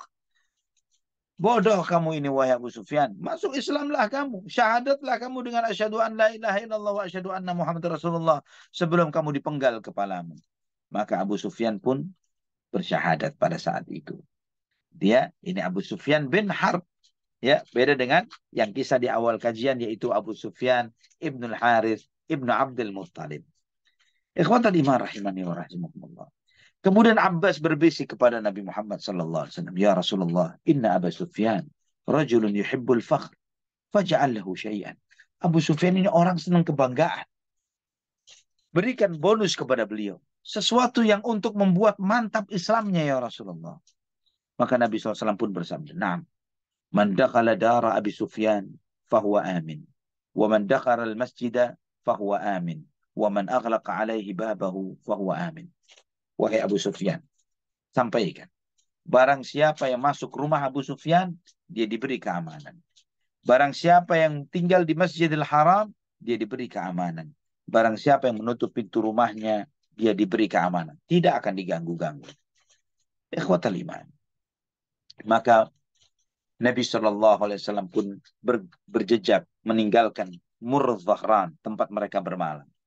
Dan Nabi SAW meminta kepada Abbas, paman beliau, "Wahai Abbas, tahan Abu Sufyan di tempat tinggi yang akan kita lewati. Kamu jalan dulu, ada satu dataran tinggi yang kita akan melewati, dataran tinggi tersebut. Tunggu Abu Sufyan dan engkau di sana." Ya, ini ada hikmah tersendiri dari Nabi SAW. Ya, sehingga setiap tentara yang lewat dilihat oleh Abu Sufyan. Abu Sufyan melihat rombongan tentara ini berjalan satu demi satu. Dan dibiarkan oleh Abbas ditahan di situ sampai akhir pasukan. Maka Nabi SAW di pagi hari itu sebelum pasukan itu berjalan, beliau menyeru, "Litusbih kullu qabilatin 'inda rayati sahibiha." Ya, setiap pemegang panji harus merapikan semua pasukannya. "Wa tudhhir ma ma'aha minal adati wal 'uddah." Dan siapkan semua persenjataan yang ada. Ya, maka kemudian rombongan pasukan ini pun berjalan melewati Abu Sufyan dan Abbas bin Abdul Muttalib radhiyallahu anhuma. Setiap rombongan pasukan dengan panjinya mereka melewati Abu Sufyan. Abu Sufyan bertanya kepada Abbas, "Ya Abbas, man hadhihi?" Mereka siapa? Mereka ini siapa? Satu rombongan lewat. Maka Abbas menjawab, "Ini mereka dari Bani Sulaim." Abu Sufyan, "Mali wa Sulaim?" Ini dari Bani Sulaim. Kata Abu Sufyan, "Ada masalah apa saya dengan Sulaim?" Maksudnya, ada masalah apa orang Quraisy kok Bani Sulaim ikut nyerbu kota Mekah? Lewat lagi rombongan lain. "Ya Abbas, man hadhihi?" Ini rombongannya siapa? "Hadhihi Ghifar." Suku Ghifar.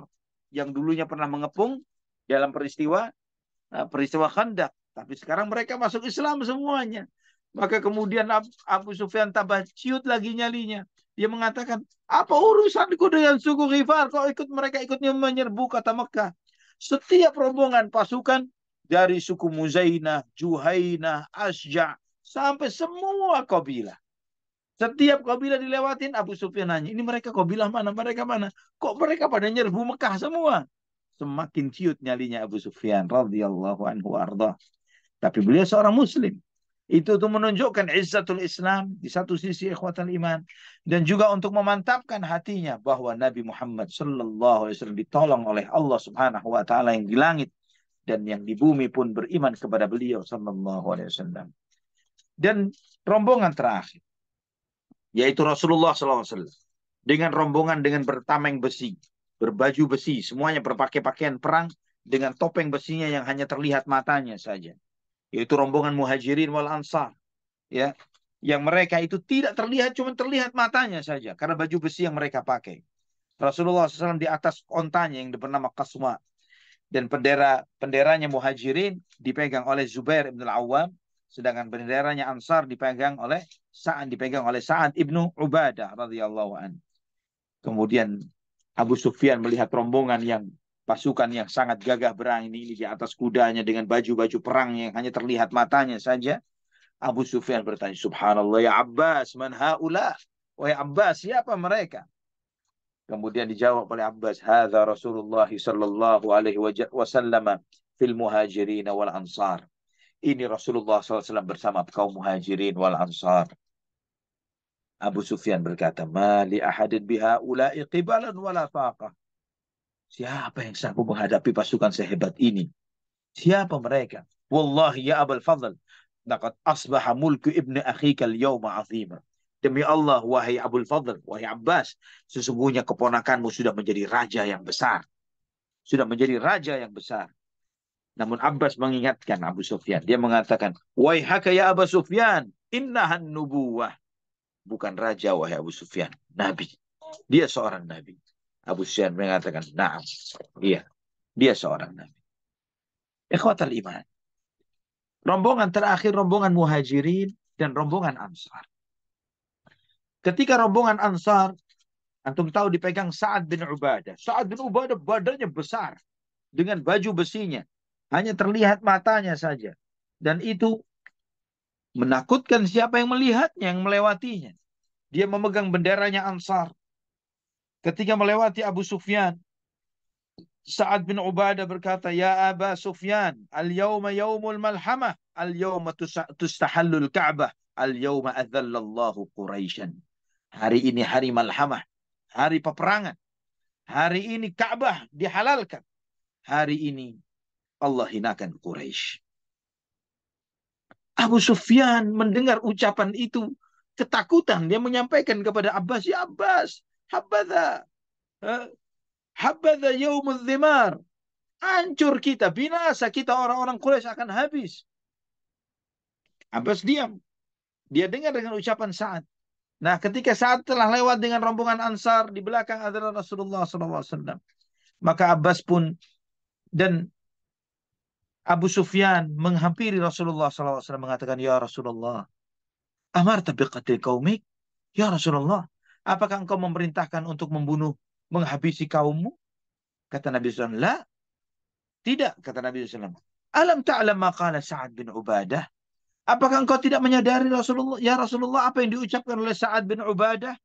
Maka Nabi SAW bertanya, apa yang diucapkan oleh Sa'ad? Maka disampaikan, dia mengatakan, hari ini hari malhamah. Hari ini Allah halalkan Ka'bah. Hari ini Allah binasakan Quraisy. Allah hinakan Quraisy.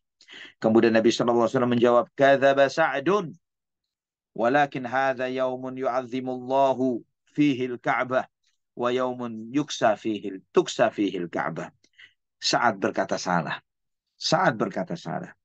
Hari ini hari di mana Allah memuliakan Ka'bah. Hari ini Ka'bah akan ditutup dengan kiswah tauhid. Kata Nabi SAW. Maka Nabi SAW memanggil Sa'ad bin Ubadah. Dipanggil Sa'ad bin Ubadah, diambil panji perang itu dari Sa'ad bin Ubadah. Tidak diserahkan kepada beliau, diserahkan kepada anaknya. Namanya Qais. Ya, Qais. Qais bin Sa'ad. Ana pernah cerita tentang Qais. Qais ini pemuda yang sangat dermawan, luar biasa. Tinggi, sangat tinggi. Kalau naik kuda, kakinya masih di tanah. Besar, tinggi. Kalau naik kuda, kakinya masih di tanah. Pernah ada orang Romawi nantang tinggi-tinggian dengan dia. Dia cuma ngirim celananya saja sudah selehernya orang Romawi tersebut. Sangat tinggi orangnya. Ganteng. Ya, sayangnya satu, kata para sahabat. Sayangnya satu, nggak tumbuh jenggotnya.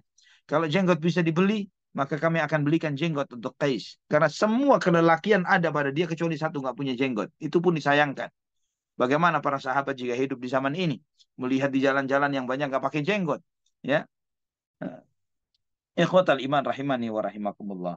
Maka kemudian setelah itu Sa'ad bin Ubadah mengatakan, "Ya Rasulullah, engkau ambil panji ini dariku dan engkau serahkan kepada anakku. Aku takut anakku bakal bersikap salah lebih buruk daripada aku," kata dia. "Anakku masih muda. Qais ini masih muda. Dia akan bersikap gegabah." Maka kemudian dia minta izin, "Ya Rasulullah, jangan serahkan kepada Qais." Maka kemudian oleh Nabi SAW diambillah panji itu dan diserahkan kepada Zubair ibn al-Awwam radhiyallahu anhu. Ikhwatal iman rahimani wa rahimakumullah.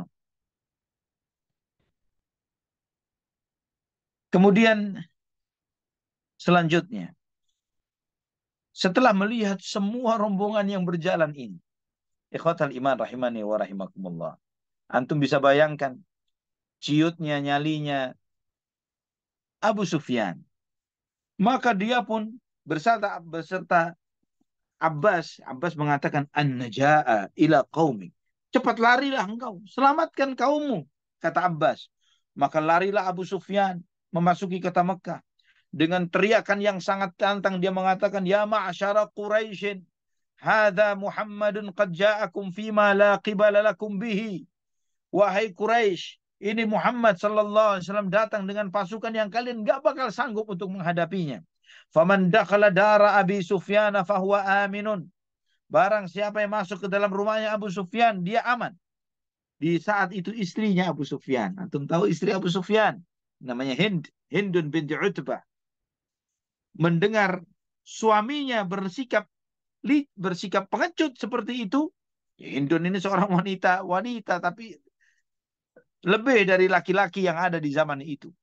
Dia seorang pemberani, dia itu provokator yang luar biasa. Radhiyallahu anha, akhirnya beliau masuk Islam dan baik Islamnya. Radhiyallahu anha. Melihat suaminya seperti itu dipegang janggut, suaminya dipegang janggutnya.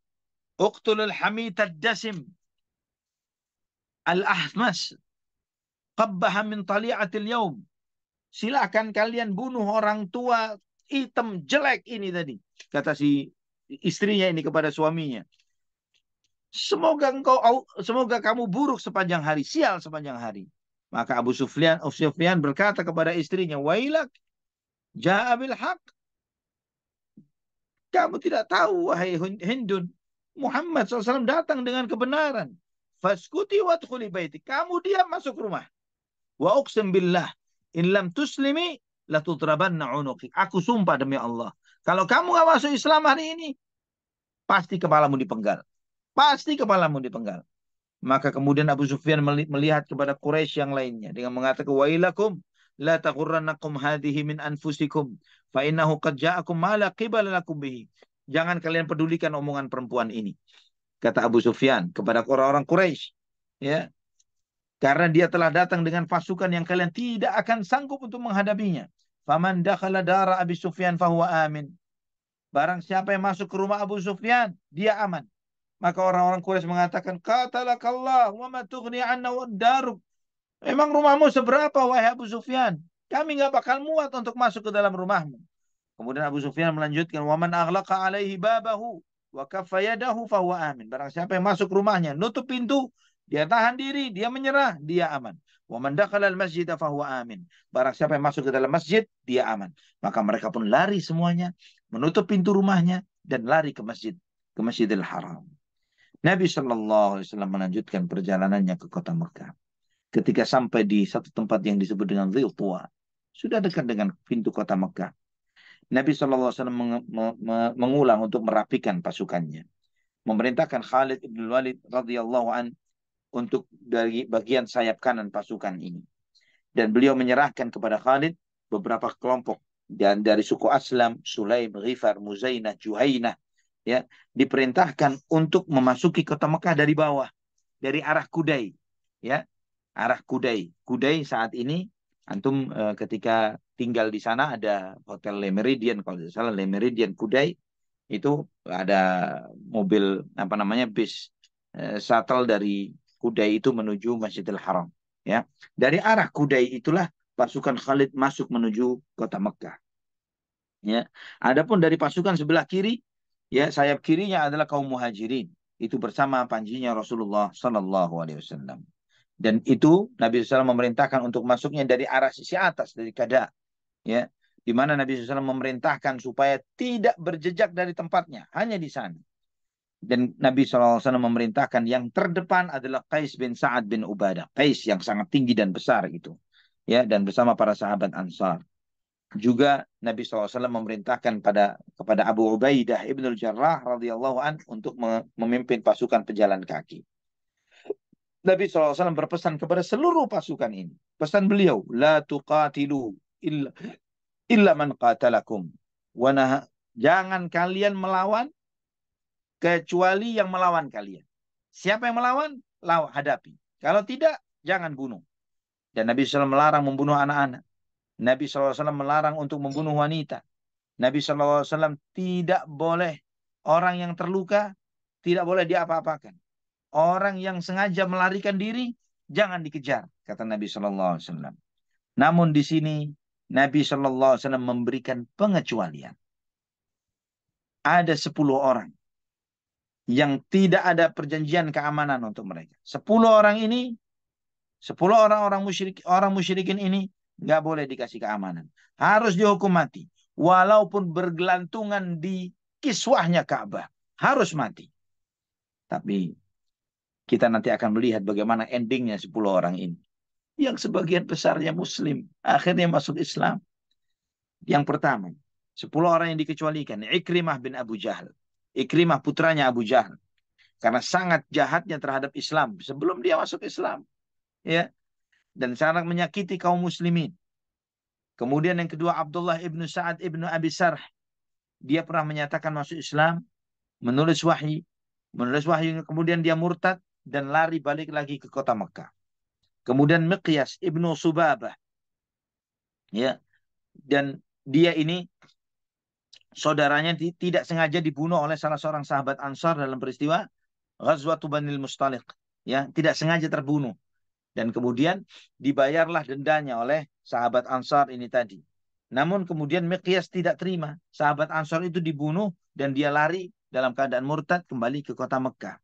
Kemudian Abdullah bin Khattal, ya dia juga seperti itu. Dia menyatakan Islamnya.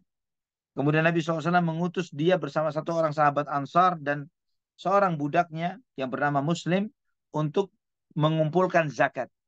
Namun ketika zakat itu terkumpul, dia bunuh budaknya ini tadi, ya, karena tidak mau membuatkan makanan untuk dia, dan dia murtad dan dia lari menuju ke kota Mekah dan menghina Rasulullah SAW dengan syair-syairnya. Kemudian Al-Huwairith ibnu Nuqaid, ya, dan ini orang yang sangat keras kebenciannya kepada Rasulullah SAW. Kemudian Habbar ibnu Al-Aswad, dia inilah yang menyakiti Zainab putri Nabi Muhammad SAW. Jadi ketika Zainab hijrah, ya, Zainab dalam keadaan hamil.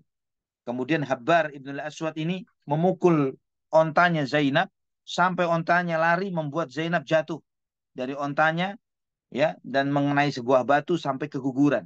Zainab putri Nabi Muhammad SAW.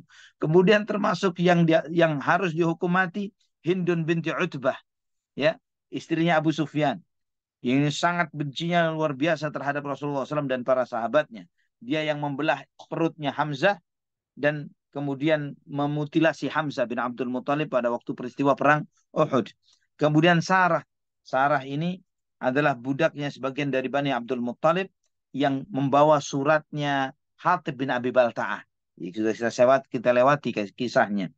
Kemudian dua orang penyanyi dari Bani Khatal. Ada dua orang penyanyi. Ini 9 dan 10. Dua orang penyanyi dari Bani Khatal yang ini sering menghina Rasulullah SAW di dalam nyanyian-nyanyian mereka. Kemudian ikhwatal iman, termasuk juga Ka'ab bin Zuhair ibnu Salma. Ya, Ka'ab bin Zuhair. Ini sebagian besar yang nanti insya Allah kita akan membahas nama satu demi satu. Ya, Ka'ab bin Zuhair ini ibnu Salma, seorang penyair yang sangat populer. Ya, yang nantinya akhirnya setelah dia masuk Islam, dia membuat sebuah diwan, sebuah lantunan syair yang sangat luar biasa memuji Rasulullah SAW yang sangat dikenal dengan syairnya yang disebut dengan Banat Su'adu. Ya, Banat Su'ad itu satu bait syair yang luar biasa tentang pujian terhadap Nabi Muhammad SAW. Dan yang terakhir yaitu Wahsy bin Harb. Ya, Wahsy yang melakukan pembunuhan terhadap Hamzah bin Abdul Muttalib radhiyallahu anhu. Ikhwatal iman. Ini pengecualian 10 orang itu, tapi subhanallah, ikhwatal iman rahimani wa rahimakumullah, kita akan melihat bagaimana endingnya orang-orang tersebut nantinya.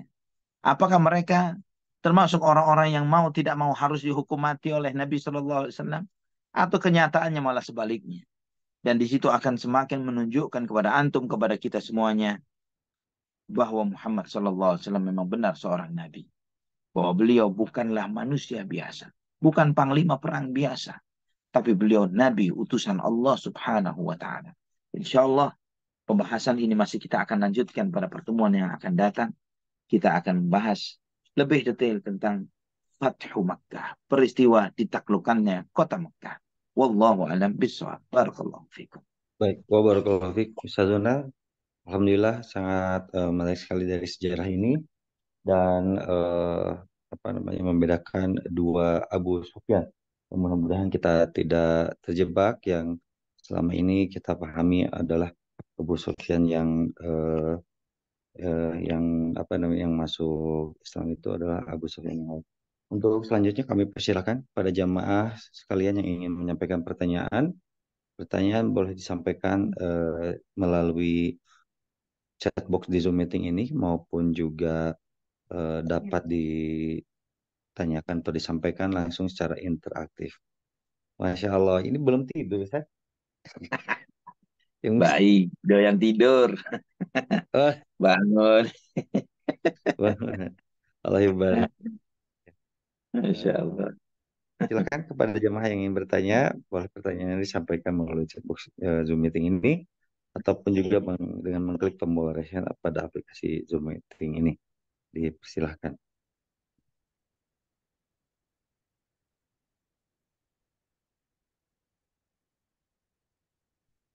Dari Ummu Amr mungkin barangkali sudah ada pertanyaan yang masuk.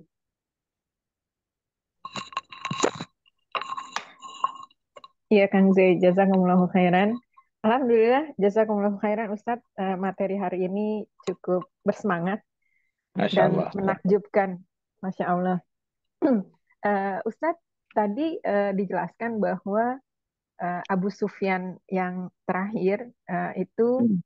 punya sifat suka dipuji atau dibanggakan seperti itu. Dan itu tidak disangkal oleh para sahabat yang lain. Padahal mungkin di satu sisi kan kita tidak boleh punya yang seperti itu ya Ustadz, maksudnya sifat Ya, yang suka dibangga-banggain orang atau nah itu bagaimana menyikapinya ya Ustadz? Masya Maksudnya Allah. di sini ketika kita memandang sahabat pastinya dia sempurna sebagai hamba Allah setelah Rasulullah SAW. Nah, Tapi kalau kita mendengar tulisan atau arti yang seperti tadi, menyikapinya seperti apa Ustadz? Jazakumullahu khairan barakallah. Ustadz. Barakallah. Nah, di sini kita melihat kehebatan Nabi Shallallahu Alaihi Wasallam, kemuliaan beliau. Di antara kemuliaan Nabi Muhammad SAW adalah beliau pandai memahami karakter para sahabatnya, karakter manusia. Beliau bisa membedakan karakternya ini begini, karakternya itu begitu. Dan beliau Shallallahu Alaihi Wasallam memanfaatkan karakter itu yang merupakan bagian, mungkin sebagian orang melihat bahwa orang yang suka dipuji itu karakter yang tidak baik. Tapi Nabi SAW memanfaatkan karakter itu untuk mengokohkan imannya Abu Sufyan. Dengan memberikan sesuatu poin kepada Abu Sufyan. Barang siapa yang memasuki rumahnya Abu Sufyan, maka dia aman. Maka dengan itu besarlah hatinya Abu Sufyan. Dan subhanallah ikhwatal iman rahimani wa rahimakumullah. Ini juga mengandung pelajaran yang luar biasa bagi antum, bagi kita semuanya. Bahwa terkadang di antara teman-teman kita, sahabat-sahabat kita, ada orang-orang yang memang ingin disanjung, inginnya itu dilebih-lebihkan, ya.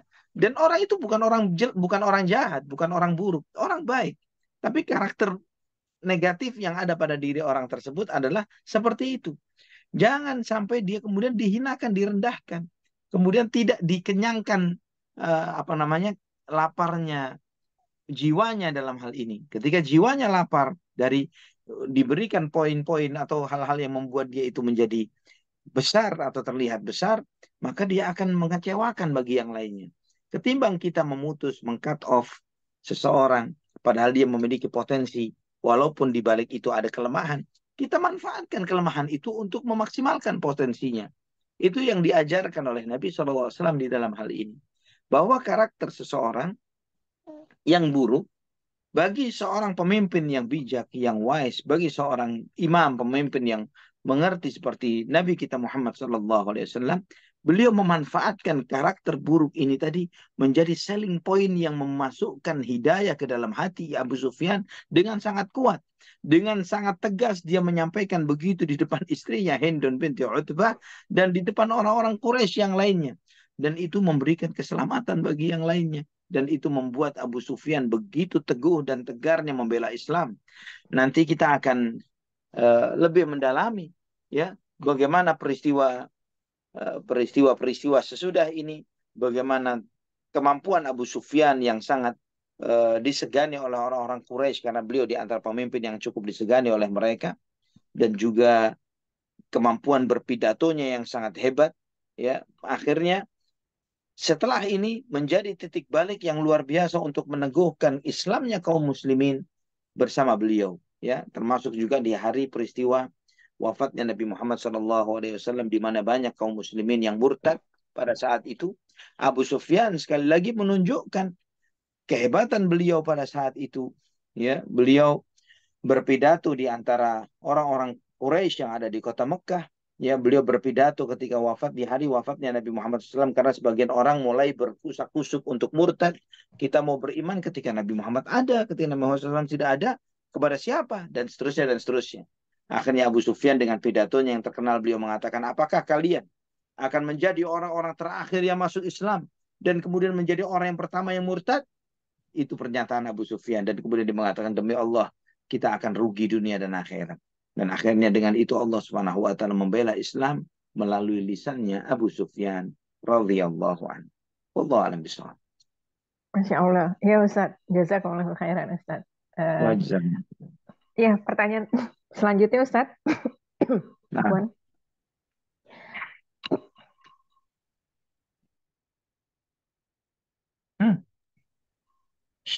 Iya Ustaz.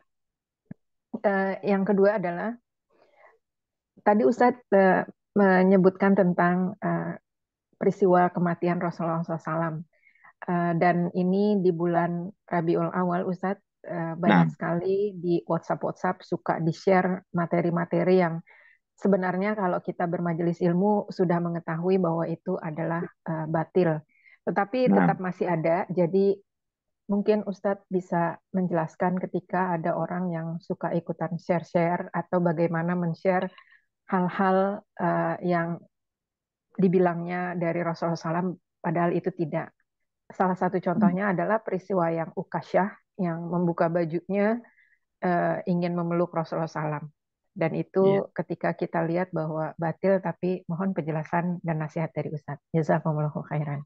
Barakallahu fiik wa jazakumullah khair. Nah, akhwati fillah rahimani wa rahimakumullah. Kalau kita membicarakan tentang banyaknya riwayat-riwayat yang dhaif, yang lemah, bahkan palsu, bahkan munkar yang bersebaran di masyarakat, atas nama Nabi Muhammad SAW, itu adalah pembicaraan yang cukup panjang dan banyak sekali. Ya, itu cukuplah ya peninggalan Syekh Al-Albani rahimahullah dalam 10 jilid kitab, ya, Al-Silsilah Al-Hadits Ad-Dha'if Al-Mawdu'ah wa Atharuha Sayyi' lil Ummah, ya, kumpulan hadis-hadis lemah dan palsu dan pengaruhnya yang buruk terhadap umat ini. Beliau dalam 10 jilid yang setiap jilidnya ada 500 hadis. Itu sudah menjadi pelajaran yang luar biasa bagi kita semuanya, bahwa hadis-hadis lemah ini memiliki dampak buruk yang luar biasa bagi kita, bagi kaum muslimin secara umum. Oleh karena itulah semangat dakwah salaf, semangat dakwah Ahlussunnati wal Jamaah ini adalah dengan dua semangat besar, yaitu at-tasfiyah wa tarbiyah. Apa itu at-tasfiyah? At-tasfiyah itu memurnikan, ya, memurnikan Islam dari segala sesuatu yang bukan bagian dari Islam, ya, dari ajaran-ajaran yang bukan dari Islam. Itu namanya tasfiyah. Itu di antara misi dakwah kita, misi dakwah Ahlussunnati wal Jamaah. Kita membersihkan akidah itu dari akidah-akidah yang bertentangan dengan akidah tauhid, yaitu dengan munculnya banyaknya praktek kesyirikan, tahayul, khurafat, ya, yang tersebar di masyarakat. Maka dakwah tauhid dan sunnah ini anti terhadap itu semuanya, memerangi hal itu semuanya. Demikian pula dakwah sunnah, ya, dakwah sunnah itu otomatis tauhid lawannya syirik, sunnah lawannya bid'ah. Itu yang sering tidak dipahami oleh kaum muslimin secara umum. Bagaimana berkumpul di dalam hati seorang muslim kecintaan kepada tauhid dan syirik sekaligus. Ini sesuatu yang sangat mengherankan dan aneh. Dan bagaimana kecintaan kepada sunnah bertemu di hati seorang muslim dengan kecintaan kepada bid'ah. Ini nggak ketemu di dalam hati seorang muslim. Harusnya seperti itu. Namun kita hidup di zaman penuh keterasingan terhadap dinul Islam, maka itulah di antara misi dakwah Ahlussunnah. Dakwah salaf ini adalah mengajarkan kepada tauhid dan mengajarkan kepada sunnah, memperingatkan akan syirik, memperingatkan akan bid'ah dengan beragam macam jenis dan bentuknya, dan memurnikan ajaran Islam agar kembali kepada ajaran Quran dan sunnah. Dan hikmahnya alhamdulillah juga, kita dengan kajian-kajian sirah Nabi kita Muhammad SAW, kita semakin kenal beliau. Kita semakin kenal karakter para sahabat. Kita semakin kenal dengan bagaimana detail kehidupan Nabi SAW dan para sahabatnya, sikap-sikap Nabi SAW, dan banyak lagi, banyak hal yang telah kita lalui selama ini dari pelajaran-pelajaran yang sangat luar biasa berharganya dari sirah Nabi kita Muhammad SAW. Jadi kalau bicara secara spesifik Muammar terkait dengan yang ditanyakan, banyaknya informasi yang salah ini, memang itu adalah PR bersama, bukan PR Ustadz, bukan PR, tapi setiap aktivis, setiap yang memahami bahwa apa yang mereka terima adalah sesuatu yang tidak hak, tidak benar, maka coba dinasihati dengan cara yang ma'ruf. Coba dinasihati dengan cara yang baik. Kenalkan mereka kepada ilmu, agar ketika mereka kenal dengan ilmu ini, memahami mana yang benar dan mana yang salah, kecenderungan manusia dengan fitrahnya yang bersih, yang masih baik, adalah menerima kebenaran dan menolak yang salah. Wallahu a'lam bishawab. Ya Ustadz, kalau misalnya ada tambahan dinasehati, langsung bertanya, memangnya ada dalilnya karena isinya kan ini baik.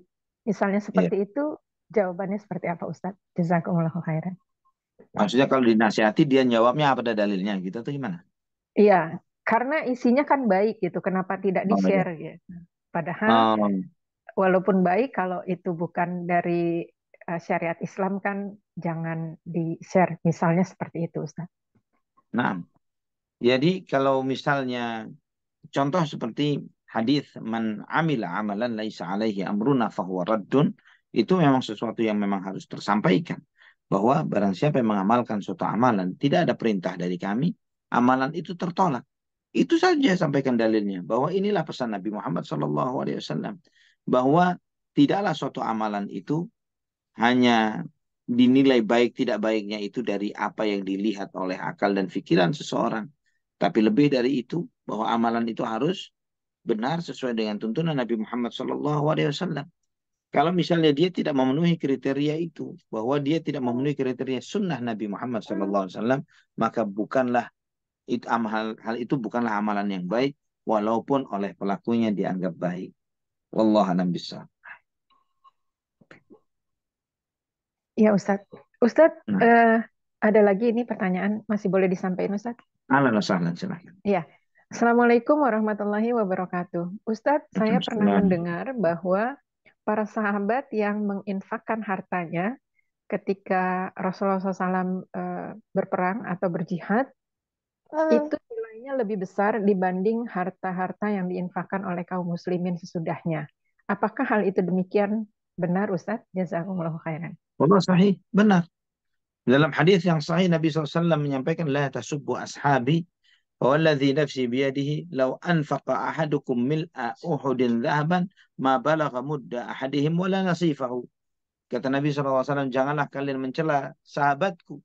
Demi Allah yang jiwaku berada di tangannya, andai kata kalian atau salah seorang di antara kalian menafkahkan emas, bersedekah emas sebesar gunung Uhud, tidak akan bisa mencapai pahala satu genggam sedekahnya sahabatku atau setengah genggam dari sedekah mereka. Ya, itu memang benar sabda Rasulullah Sallallahu Alaihi Wasallam. Karena ikhwafillah rahimani wa rahimakumullah, para sahabat radhiyallahu anhum, mau dibandingkan apa dengan kita? Wajah mereka melihat Nabi Sallallahu Alaihi Wasallam, mereka mendengar sabda Rasulullah SAW secara langsung, mereka mendengar, mereka duduk, mereka melayani, mereka sami'na wa ata'na dengan sepenuh hati dan jiwa dan raganya. Mau dibandingkan apa kita dengan mereka radhiyallahu anhum yang pernah melihat Rasulullah SAW, bersahabat dengan beliau, mendampingi beliau di saat susah dan lapang, merasakan semua hal berat yang dihadapi oleh Nabi Shallallahu Alaihi Wasallam, yang kita takutnya sebagaimana yang di dalam kajian-kajian kita yang lalu pada peristiwa perang Ahzab atau perang Khandaq telah disampaikan oleh perkataan Hudzaifah, bahwa kalian jangan mengira bahwa kalian akan merasa bahwa kalian akan begini dan begitu ketika bertemu dengan Nabi Muhammad SAW. Bahwa mendampingi beliau bukanlah sesuatu yang mudah. Sampai beliau menceritakan di saat itu bagaimana beratnya kondisi yang dialami oleh para sahabat ketika berkecamuknya rasa takut yang luar biasa karena mereka dikepung oleh seluruh suku Quraisy, Ghatfan, dan yang lain sebagainya, mengepung kota Madinah untuk menghabisi mereka sampai ke akar-akarnya.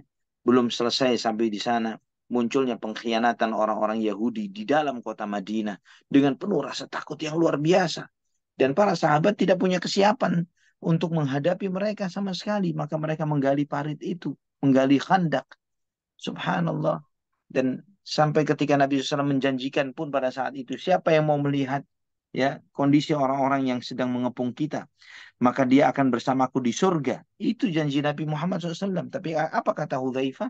Tidak ada seorang pun dari kami yang berdiri. Karena begitu min syiddatil khawfi wal ju'.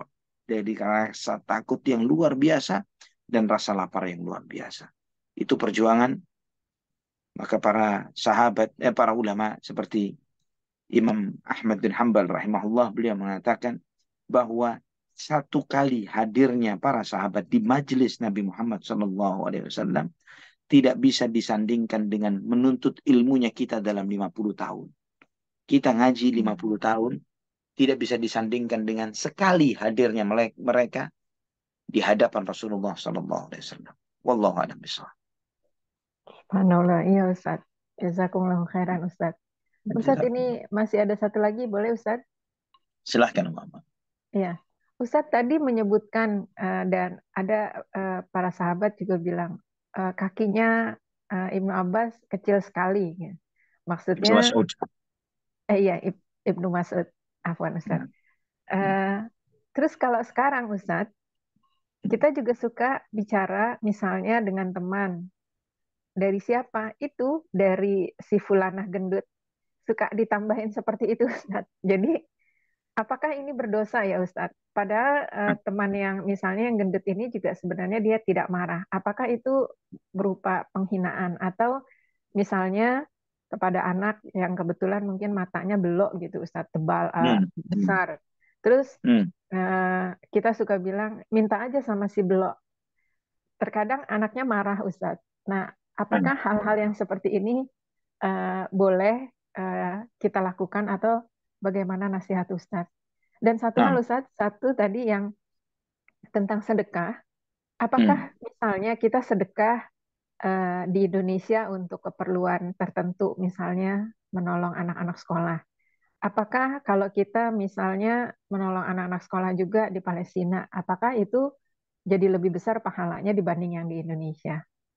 Mungkin itu Ustadz, mohon nasihatnya, jazakumullahu khairan. Jazakumullahu khairan. Untuk yang pertama, Allah Subhanahu wa taala mengingatkan di dalam surat Al-Hujurat, "Wala tanabazu bil alqab, bi'sal ismul fusuqu ba'dal iman.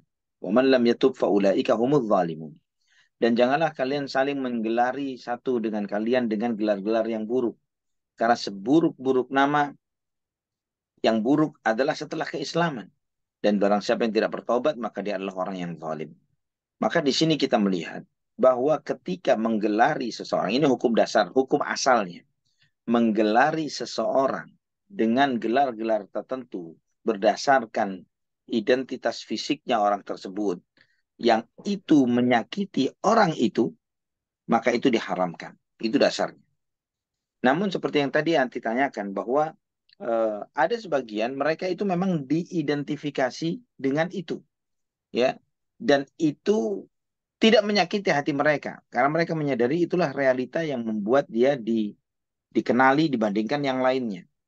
Maka yang seperti ini juga sering dilakukan oleh sebagian ulama bahkan, ya, seperti misalnya nama Ahnaf, Al-Ahnaf bin Qais, Ahnaf bin Qais. Ahnaf ini yang menjadi nama yang ditiru oleh yang lainnya, orang bernama Ahnaf. Ini dari seorang tokoh yang sangat dikenal, yaitu Ahnaf bin Qais rahimahullah. Ahnaf bin Qais ini, nama Ahnaf artinya orang yang kakinya silang, ya, yang kakinya X, ya, yang kakinya sakit polio X gitu ya. Itu namanya Ahnaf. Terus kemudian A'mash, kemudian Al-A'raj. Ada Al-A'raj artinya pincang. Al-A'mash begitu, yang artinya matanya juling. Dan banyak lagi penamaan-penamaan untuk identifikasi seseorang. Walaupun hal ini, kata Imam Syafi'i rahimahullah, aku tidak menyukainya. Kata beliau, aku tidak menyukai yang seperti ini. Tapi kalau untuk identifikasi, sebagian ulama mengatakan boleh selama itu tidak menyakiti yang bersangkutan. Kemudian pertanyaan yang kedua terkait tentang membiayai biaya sekolah, ya misalnya di Indonesia, bagaimana dengan sekolah untuk anak-anak yang ada di Palestina?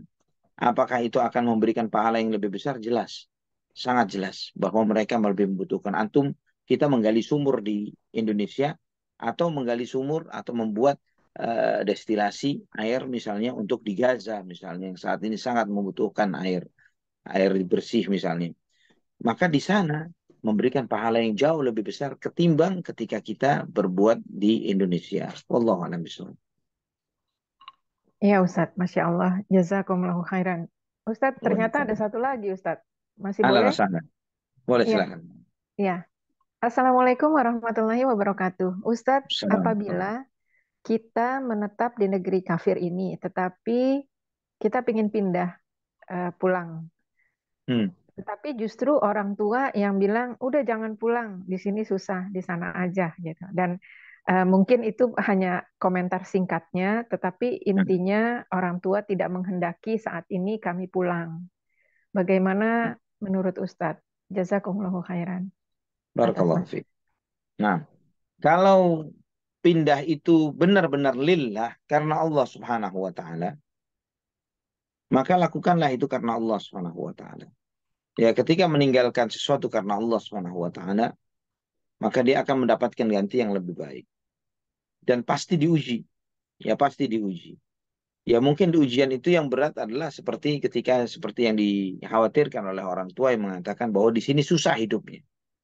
Lebih baik di sana saja, lebih baik hidupnya.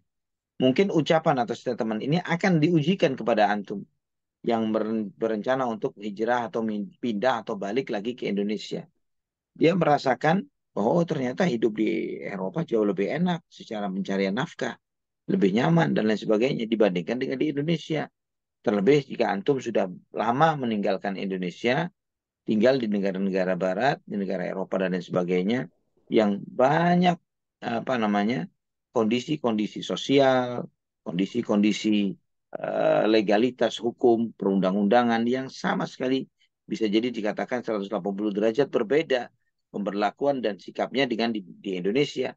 Kalau misalnya di sana itu semuanya eh, baik undang-undang dan hukum, misalnya harus taat aturan dan undang-undang dan hukum, ternyata di sini hukum itu bisa dibelok-belokkan misalnya, bisa berubah hitam jadi putih dan sebaliknya. Terkadang kita yang benar tidak harus dianggap benar ketika berhadapan dengan yang salah, yang lebih besar dan lebih nekat dan lebih berani. Contoh-contoh yang seperti ini banyak dihadapi oleh teman-teman anak yang mereka itu hijrah dari negeri-negeri luar, kemudian dia balik ke Indonesia, mencoba berusaha, berbisnis, tapi tidak memahami banyak karakter yang walaupun dia WNI, tapi karena sudah sangat lama dengan lifestyle di Barat, dengan semua plus minusnya, dia tidak tahu bahwa dia harus paham dengan kondisi yang ada di negeri ini dengan segala plus minusnya. Ya, jadi kalau itu dilakukan karena Allah, ana yakin semuanya akan ada jawabannya. Pasti akan ada jawabannya. Artinya ketika dilakukan karena Allah, dia harus memantapkan hatinya bahwa itu untuk menyelamatkan diri, menyelamatkan akidah, menyelamatkan iman diri dan keluarga, maka itu harus dilakukan dengan segera walaupun orang tua kurang menyetujui. Wallahu a'lam bishawab. Iya Ustadz, Masya Allah. Jazakumullahu khairan Ustadz. Mohon maaf karena pertanyaannya cukup banyak. Nah, Baik, Alhamdulillah, Masya Allah, luar biasa sekali antusiasme dari teman-teman di Saum Ukhuwah. Selanjutnya, mungkin karena sudah tidak ada lagi yang bertanya dan sudah cukup larut juga, sudah memasuki pukul 22 lebih 35 waktu Indonesia Barat, dan tentu saja besok sahabat-sahabat akan melaksanakan aktivitas sekolah, bekerja, dan lain sebagainya. Oleh karena itu kami mohon berkenan kepada Ustaz Zona menyampaikan kalimat penutup di akhir kajian pada malam hari ini. Silakan Ustaz. nah, insya Allah kajian kita selanjutnya tentang peristiwa Fathu Makkah, ya ditaklukkannya peristiwa Fathu Makkah atau ditaklukkannya kota Makkah yang masih menyisakan banyak detail yang sangat menarik yang luar biasa dan ikhwatal iman rahimani wa rahimakumullah sering Anda sampaikan di dalam kajian-kajian ini bahwa sirah Nabi Muhammad SAW itu di antara mukjizat yang luar biasa. Di antara mukjizat yang the best bahkan. Ya, antum yang paham sirah atau bisa memahamkan sirah kepada seseorang, aliran agama apapun dia, aliran agama apapun orang tersebut, dia membaca sirah Nabi Muhammad SAW dan kemudian antum sampaikan sirah ini, walau apalagi secara detail seperti ini ya, yang ringkas-ringkas saja. Kemudian antum tanyakan kepada yang bersangkutan, apa alasan Anda untuk tidak beriman dengan Nabi Muhammad SAW? Maka ana jamin mereka tidak akan memiliki jawaban yang memuaskan untuk bisa diterima. Ya, tidak ada alasan, tidak ada alasan untuk tidak mengimani Nabi Muhammad SAW. Karena setiap momen-momen sirah ini semakin menunjukkan kebenaran apa yang beliau bawa, semakin menunjukkan bahwa beliau benar-benar utusan Allah Subhanahu wa taala. Wallahu a'lam bishawab. Semoga Allah jaga keislaman dan keimanan kita terus-menerus, dijaga keistiqomahan kita di atas Islam, di atas tauhid dan sunnah sampai nanti kita meninggalkan dunia ini. Wallahu a'lam bishawab. Sampai di sini ikhwah fillah. Mungkin kita tutup dengan doa kafaratul majlis. Subhanakallahumma wa bihamdik. Asyhadu an la ilaha illa anta astaghfiruka wa atubu ilaik. Wassalamualaikum warahmatullahi wabarakatuh. Waalaikumsalam warahmatullahi wabarakatuh. Syukran jazakumullah khairan kepada Ustazuna Ali Hasan Bawazir Hafizahullah Ta'ala yang telah membimbing kita untuk memahami kitab Al-Lu'lu'ul Al-Maknun fi Siratin Nabi Al-Ma'mun ini. Mudah-mudahan Allah Subhanahu wa Ta'ala memberikan keberkahan atas ilmu yang kita terima pada malam hari ini. Barakallahu fikum. Terima kasih atas kehadirannya. Semoga menjadi ladang pahala jariah kepada Ustaz dan juga keluarga yang telah mengizinkan berbagi waktu dengan kita. Ya Rabbal Alamin. Semoga Allah Subhanahu wa Ta'ala menjaga Ustaz dan juga keluarga semuanya dalam keadaan sehat, walafiat, dan juga dimudahkan atas segala urusannya. Pun demikian Amin. kepada jemaah sekalian yang ikut bertolabul ilmi pada malam hari ini, semoga Allah Subhanahu wa Ta'ala memberikan kebaikan pula dan kemudahan dalam melaksanakan aktivitas ataupun juga hajatan-hajatannya. Ya Rabbal Alamin. Subhanakallahumma wa bihamdika asyhadu an la ilaha illa anta astaghfiruka wa atubu ilaik. Mohon maaf atas segala kekhilafan selama memandu kajian pada malam hari ini. Barakallahu fikum. Wassalamualaikum warahmatullahi wabarakatuh. Waalaikumsalam Terima kasih warahmatullahi Ustaz. wabarakatuh. Istirahat. Barakallahu fikum Aziz. Barakallahu Hayyakumullah. fikum Ustaz. Assalamualaikum Waalaikumsalam warahmatullahi wabarakatuh. Waalaikumsalam.